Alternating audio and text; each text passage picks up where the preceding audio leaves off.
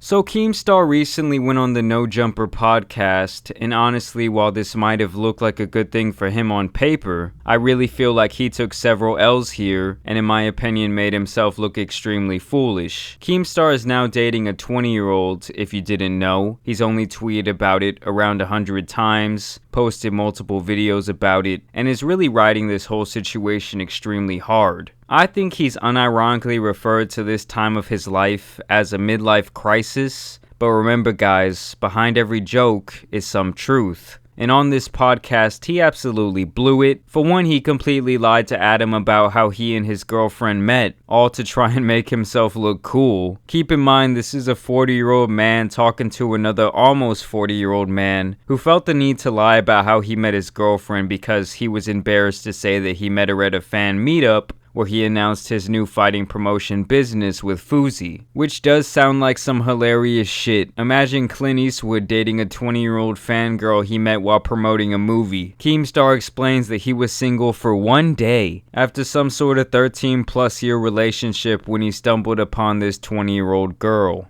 No, I mean, I was single for a day. A day? Something like that. A very, very short period of time. Adam said, huh? You said what? How'd you even know her in the first place? I just had a few people over, a few friends, whatever. In the Buffalo cool guy scene? Yeah. ATV scene? Yeah. Okay. She came to pick up the bag that she left, and when she came, like the sun, I'm washing my ATV, right?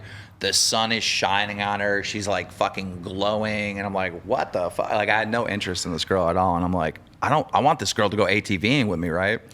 So that's the story that he told Adam, but when he was on his own podcast with FaZe Banks, someone who he is obviously much more comfortable with, he was honest and said that him and Fuzi met these two girls who were friends at some sort of fan meetup, and he took a liking to one of them who apparently didn't even know who he was, which I also think is massive cap. Here is a picture of them at the meetup, and then to prove it even more, look at this video where he was doing some sort of promotion. This was posted only 12 days ago. Is that really when he met this girl? It's the same Happy Punch event, they have the same clothes on, and this does not look like a house party where someone would be leaving their bag. It's just very strange to me that this guy would blaster her all over his social media and talk about her this fast after being in this 13-year relationship. And why even lie about this aspect of it? Adam is having Mexican dudes walk girls on leashes. You think he really gives a single fuck? Adam, I was so excited to be a fucking slut.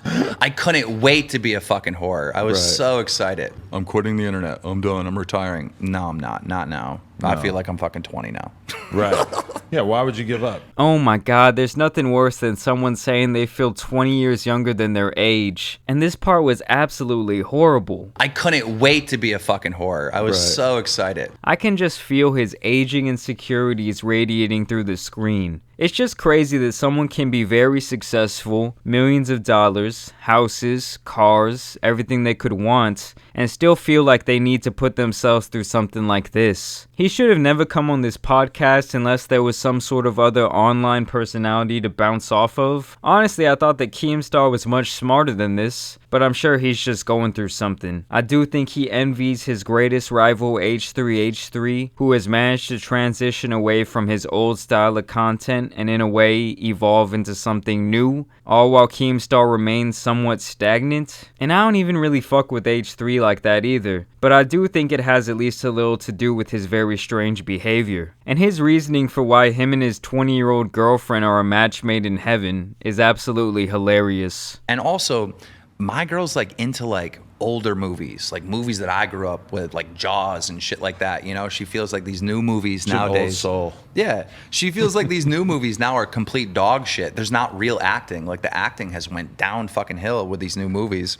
Dude, Adam is trolling so fucking hard. Keemstar is making himself look more and more pathetic by the second. I mean, let's call a spade a spade. You like dating a younger girl because it makes you feel younger. 2 years ago, this girl was in pre-calculus class and had B lunch. Now she's with you, who was 18 over 20 years ago. In turn, she gets to meet all of these famous people and do a bunch of fun shit. And there's nothing wrong with that. It's legal. Have fun, Keemstar. All he had to say is, yeah, I have a new girlfriend. He brought all this shit upon himself because, let's face it, he loves the attention. This guy even went on Aiden Ross's Twitch stream while he was out in California, and you could tell he was an absolute vibe killer. Oh shit, so now he's fucking famous somehow and I'm famous. Yo, you're in trouble. Why? Oh shit. That crypto shit. Hey, Steve, get his ass from right now, bro. What's up, buddy? How you doing?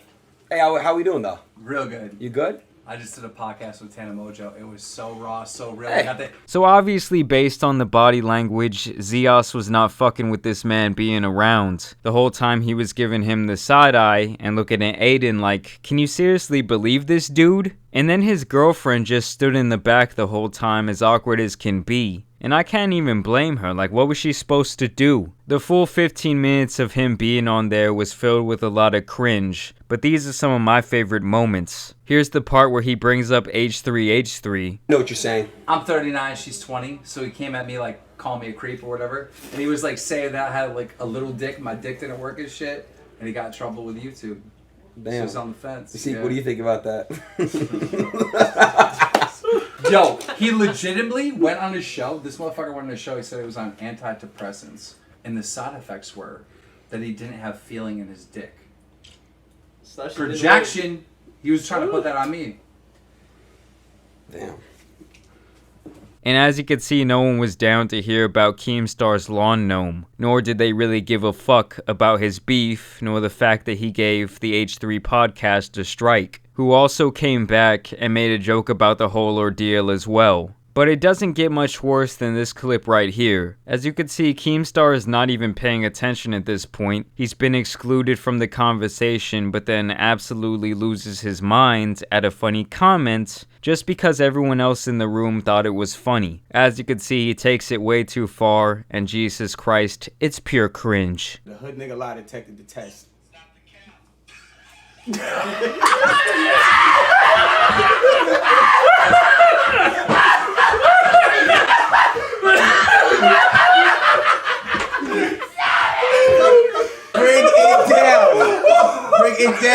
Bring it down, please. Calm down. It's gonna be alright. Let's take it back down. And then only 1 minute later, he does the exact same shit, but even worse, cause no one in the room reacts with him. No. Absolutely not. Alright, Keems. Alright, bro. It's gonna be alright, bro. And then after a few more minutes of sitting there awkwardly, he bounces all together while they're adjusting the stream. Overall, it's safe to say that Keemstar just put him through one of the worst PR runs of all time. This is what happens when a bunch of 10 to 14-year-olds hype you up on Twitter and make you think you're some type of hilarious godlike figure. Reality isn't always so kind, my guy. There isn't ratios in real life. And it's apparent that he's not comfortable in his own skin, which is a crazy thing to say about a 40-year-old man. He had no business stepping into that live stream. It might as well have been a damn lion's den. He broke a ton of the rules of power, and overall this was a horrible look for a man afraid to take off his hat in public. But let me know what you guys think about this down below. As always, I do want to thank you guys for watching today and subscribing. I'm sure Keemstar and his career will be fine. I just found a lot of these moments hilarious and very cringy. As always though, I do encourage you, go follow me on my social medias. That's at JAMARI Speaks on both Twitter and Instagram. And as always, I appreciate you guys for watching. It's been your boy, the Tan Superman, and I'm out.